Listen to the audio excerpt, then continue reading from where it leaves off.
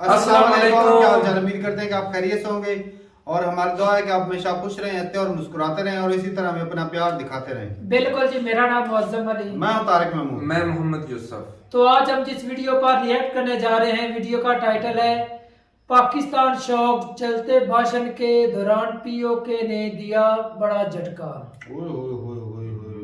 क्या झटका दे दिया जी? तो देखते हैं, शहबाज शरीफ भाषण दे रहे थे और बीच में उनको टोका गया।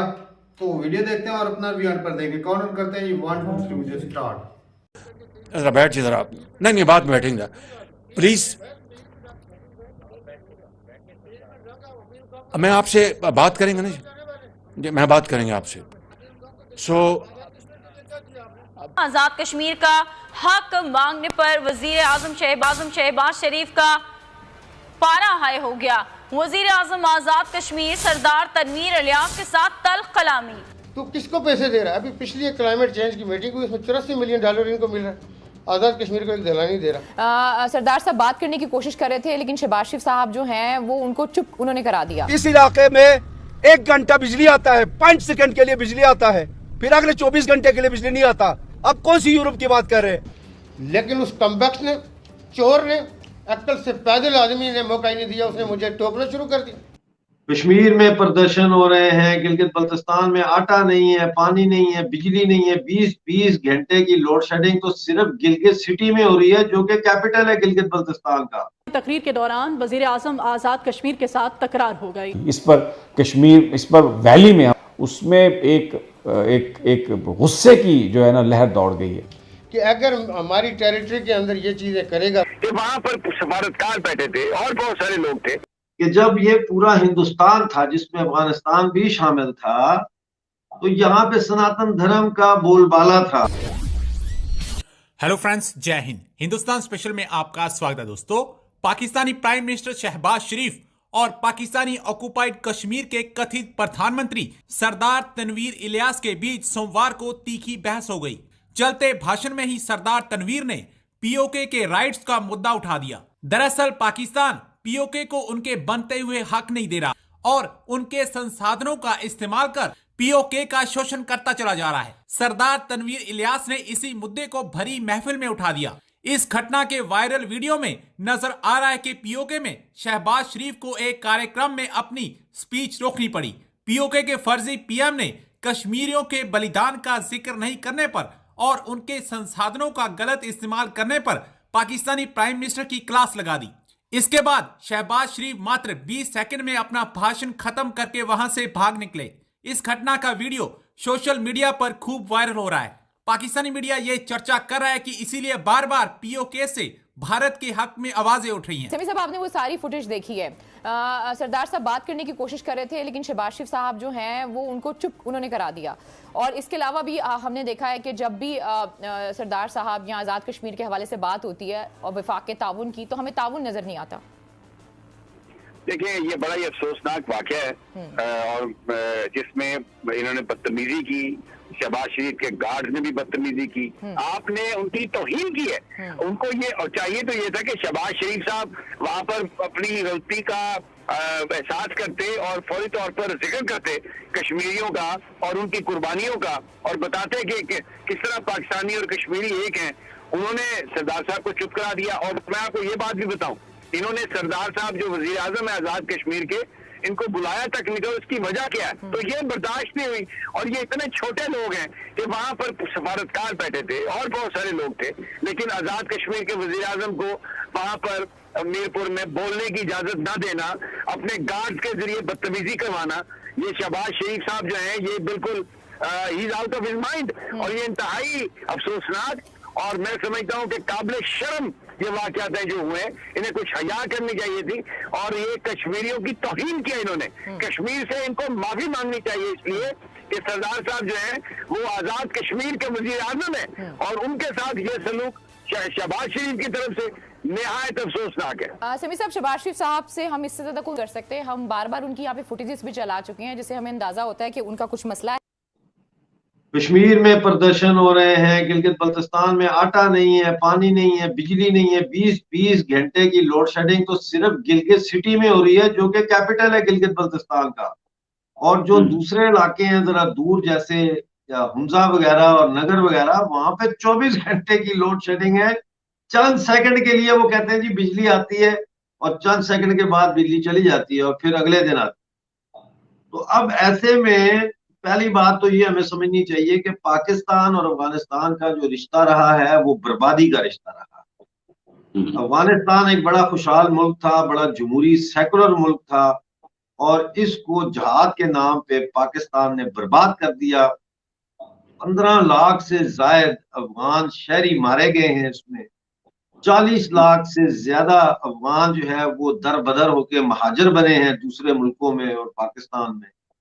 इसके अलावा उन्होंने अमेरिका को फैसिलिटेट किया कि अमेरिका अफगानिस्तान में जंग करे, जिसके नतीजे में अमेरिका ने वहां बमबारी के जरिए कई शहर बर्बाद किए, तबाह किए। और आज सूरत हाल ये है कि अफगानिस्तान ब्रेन ड्रेन का शिकार है, यानी वहां से सारा पढ़ा लिखा तबका, डॉक्टर्स, इंजीनियर, साइंटिस्ट, ब्यूरोक्रेट्स, सब जो है वो अफगानिस्तान से पिछले 20 सालों में ये माइग्रेट कर गए हैं वेस्टर्न कंट्रीज को या पाकिस्तान को, कई इंडिया चले गए। तो ऐसे में पाकिस्तान और अफगानिस्तान का जो रिश्ता है वो कोई मोहब्बत का या दोस्ती का रिश्ता नहीं है, वो एक तबाही और बर्बादी का रिश्ता है। और पाकिस्तान ने हमेशा अफगानिस्तान को इस्तेमाल करने की कोशिश की है भारत के खिलाफ स्ट्रेटेजिक डेप्थ हासिल करने में, और अफगानिस्तान के लोग इस बात को समझते हैं। दूसरी बात पाकिस्तान की जो है वो ड्यूरेड लाइन का मसला है कि अफगान सरकार ड्यूरेड लाइन को नहीं मानती, और वो फेंसिंग को जो बॉर्डर पे हो रही है, पाक अफगान बॉर्डर पे, उसको भी नहीं मानती। अब आते हैं इंडिया की तरफ। इंडिया के ना सिर्फ ये कि अगर मैं इंडिया की जगह हिंदुस्तान का लफ्ज इस्तेमाल करूं तो वो ज्यादा मुनासिब रहेगा, इसलिए कि जब ये पूरा हिंदुस्तान था जिसमें अफगानिस्तान भी शामिल था, तो यहाँ पे सनातन धर्म का बोलबाला था। इस्लाम के आने से पहले की बात कर रहा हूं मैं। तो एक कदीम यानी कि एंशंट जो रिलेशन है बिटवीन अफगान एंड इंडियंस, वो तो सेंचुरीज पुराना है ना, और वो कभी भी डिमिनिश जरूर हुआ इस्लाम के आने के बाद, लेकिन खत्म नहीं हुआ कभी।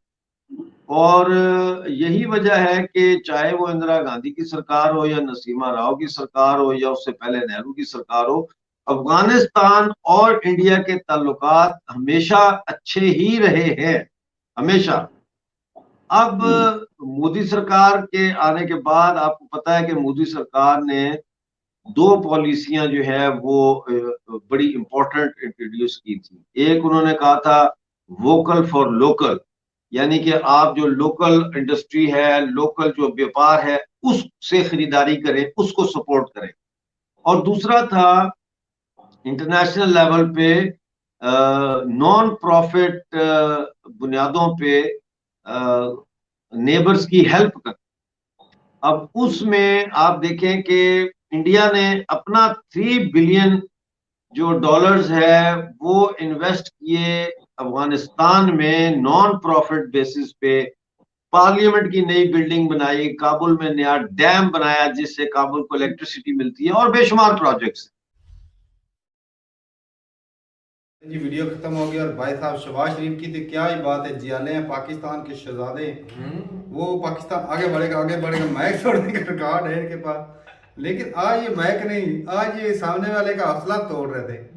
बैठ जाओ, मिल लेंगे, लेकिन एक बात करेंगे ना तारक भाई, उन्हें भी दुराने तकरीर करते हुए उन्हें भी नहीं टोकना चाहिए था। ये भी तो सही बात है, मुश्किल से याद करके आते हैं, वो भूल जाते तो फिर याद नहीं, इनके सामने पर्ची पड़ी है नहीं याद करके आते हैं, इतना याद कभी याद करके भी आते, भूल जाते तो बाद में कुछ और ही मौजू कुछ और होता, क्या कुछ और देते, फिर मीम बन जाते हैं। लेकिन जिन्होंने टोका है ना दरमियाने से, उनकी बातें भी नहीं सुनते, अपना भाषण देते हैं और जल्दी से निकल जाते हैं। उनकी समस्या को अच्छा, वो बिजली की डिमांड कर रहे थे, भाई साहब पंजाब में, यहाँ हमारे यहाँ तो बिजली आती नहीं है इतनी सर्दी में। देखो पिछले ये मेरे ख्याल से 10-12 दिनों में इधर भी लोड शेडिंग, फिर दोबारा बिजली का इस्तेमाल भी कम हो गया, बहुत ज्यादा कम। ना एसी चलता है ना कोई और चीज, सर्दी जो सिर्फ बल्ब वगैरह है जो जलाए जाते हैं और कोई चीज नहीं, फिर भी लोड शेडिंग शुरू है।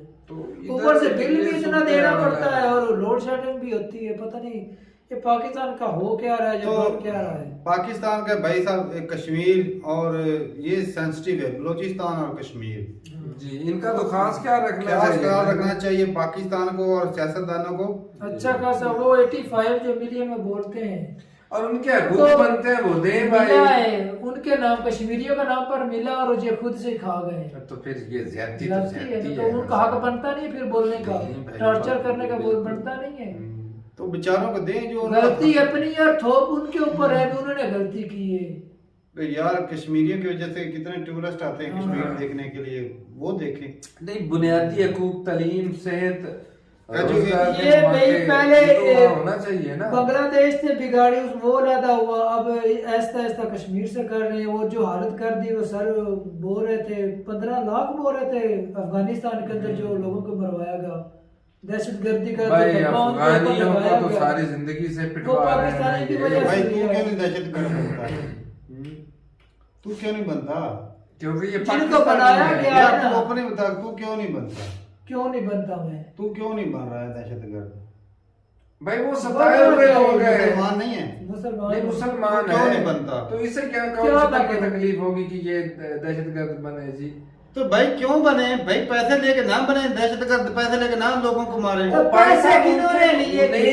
उन्हें जो अफगानिस्तान में हुआ है वो सिर्फ पैसों के लिए भी नहीं हुआ है, ये बात तुम्हें मानना पड़ेगी। उनके भाई उनकी नस्लें तबाह हो चुकी हैं यार। ये कहता है कि पैसों के लिए, तो पैसे माना नहीं ले रहा। जिसने पैसा एड दिया पाकिस्तान को, पाकिस्तान ने आगे उनको दिया। नहीं माना के पैसे के लिए भी बने होंगे, लेकिन मजहब के लिए भी वहाँ है भाई। वहाँ रोज आए दिन तो वहाँ बमबारी होती थी।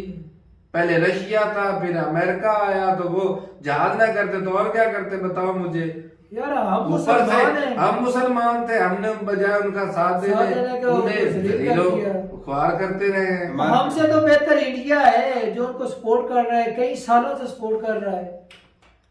तू अपने आप को मुसलमान बोलता है, मुसलमान है हम तो। और मुसलमान के ऊपर किसी बंदे को कोई तंगी तकलीफ ही नहीं होगी, हम यहाँ महफूज हैं, तो भाई हम क्यों निकले हथियार लेकर?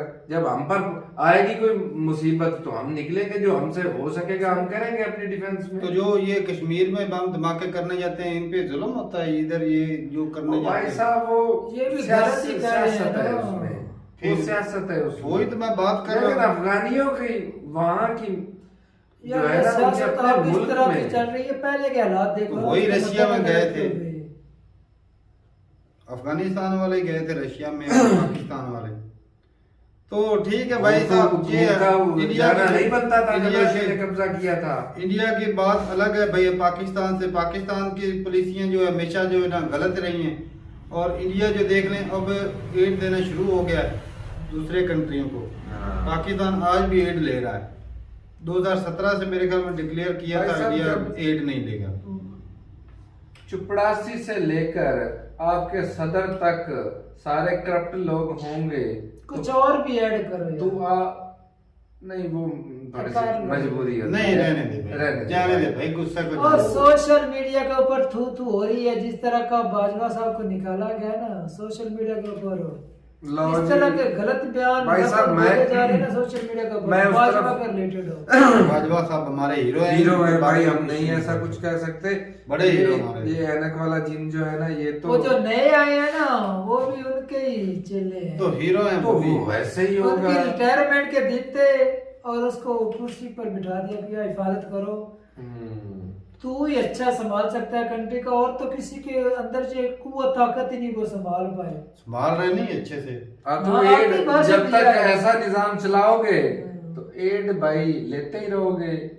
एड पे पलना है, क्या टेंशन है तुझे? ना काम करने की जरूरत ना पड़ने यार, एड पर पलना है, पर एड मिलनी भी तो चाहिए ना हम लोगों को। मिल रही है ना, पेड़ से मिलती है, हम लोगों को दो वक्त का खाना भी नहीं हो रहा है यहाँ पे।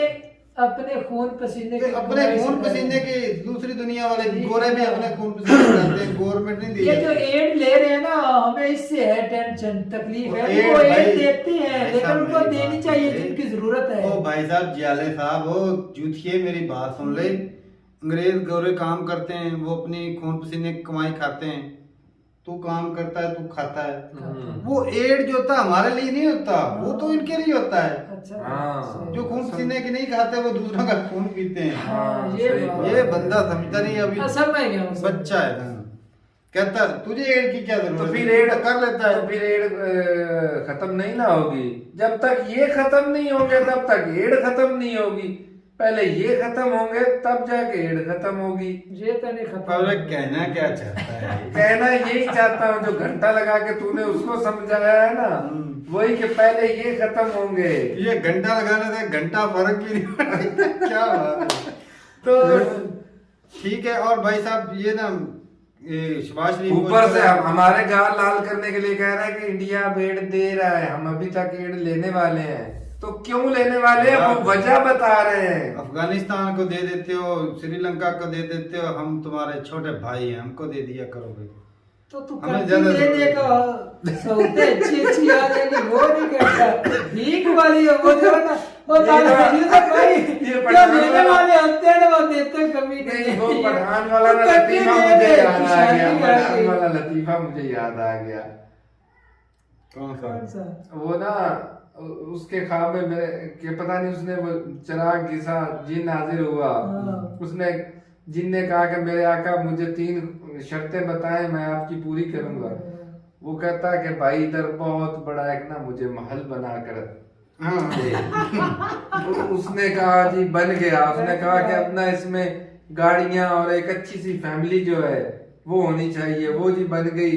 अब तीसरी कौन सी फाइनल? वो जी कहता है कि अब मुझे इसका चौकीदार यहाँ लगना है। भाई साहब ना एड मांग रहे हैं, डायरेक्ट नहीं जाना चाहते हैं। नहीं भाई, हम पाकिस्तानी एड से हमको हमारा प्राउड है, एड से हमको खुशी मिलती है। चलो जी, हमें तो मिलती नहीं भाई एड। बगैर कुछ किए अगर मिल जाए क्या कुछ नहीं, बहुत कुछ करना पड़ता, हाथ पैर जोड़ने पड़ते, जाके बड़ा भाई बोलना पड़ता है, लंबा मुंह करके बैठना पड़ता है, ऐसे करके जिस तरह हमारे लीडर जाके वो बैठते हैं, ऐसे करके जाके बैठते हैं। अदबो एहतराम करने से मिलता तो है, सलाब फंड भी मिला। लेकिन एक बात है आपको मानना पड़ेगा, खान में कुछ बात थी। हाँ ये बात उसको इतने पैसे देते थे, इनको तो इतने भी नहीं देते। उनका टैलेंट, नहीं टैलेंट भी ज्यादा था उनका, लेकिन इनका उन्हें पहले से पता है ना कि ये चलो ये देते हैं, ये बीच में से शायद इतने भी नहीं देते। कई सालों से लोग एड दे रहे हैं ना, कई सालों से, तो इनके ऊपर भरोसा उठ गया है। इमरान का नया तो लोगों का भरोसा था, उन्होंने बोले इसको ज्यादा दे दे, शायद ये इतने इंडिया वाले नहीं करते जी। भाई अब रुकने वाले नहीं जानते। हमसे इतना ना हो पाए, बेइज्जती नहीं हो पाएगी अपने लीडरों की। तो ठीक है भाई, मिलते नहीं वीडियो के साथ, तब तक के लिए इजाजत दे। अल्लाह हाफिज़।